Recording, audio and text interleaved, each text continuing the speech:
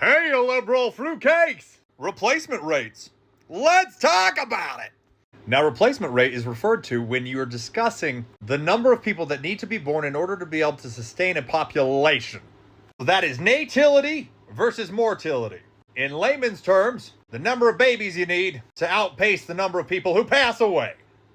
Now, for most countries, this number is 2.1. That means the natality rate needs to be just slightly higher than the mortality rate of a population. Now, what happens if a population's natality rate is lower than the mortality rate? Meaning your replacement rate is lower than it needs to be.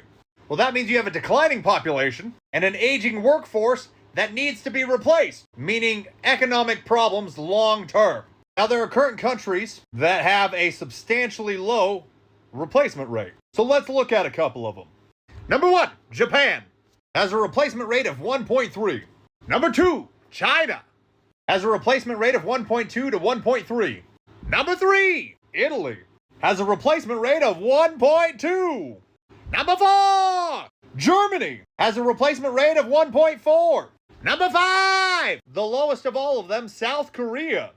This has a replacement rate of 0.8. Some other implications of having a low natality rate or a low replacement rate is slowing economic growth, severe labor shortages, lower tax revenue to be able to support social programs, and weakened military strength.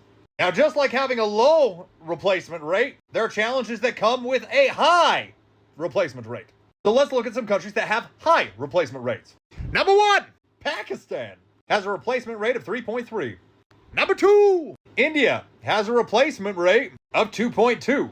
Now, what are the challenges these countries face? Younger populations will struggle with overpopulation and struggle with resource management, which means your poverty levels could actually increase. Now, the United States has a replacement rate of 2.1. This is primarily to do with immigration. And again, like I said, Republicans like immigration, legal immigration. That being said, our fertility rate is about 1.6 to 1.7. So that's naturalized births. Now, the United States, we want to be at about 2.1, which is why Trump is really pushing hard for legislation involving IVF. Now, before you guys coming at me saying he doesn't want people to have it. Yes, he does. In fact, he signed an executive order about it. So you're wrong. This executive order is to look at the options and find ways to pass legislation to lower the cost of IVF to increase our fertility rate and therefore our replacement rate. Now, I can hear many of you saying, why are you talking about this today?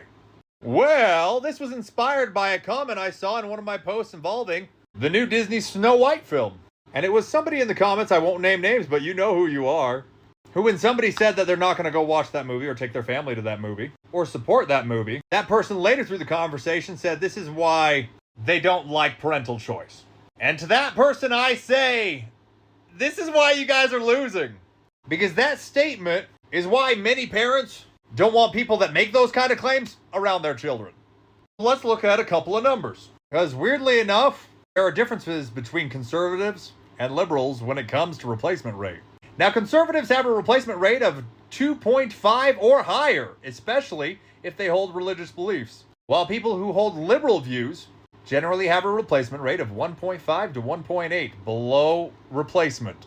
Now, this might be why many people make parental rights such a big issue in the Democratic Party and the liberal left. Because conservatives are the one having kids, which means they're making more conservatives. Have a good day!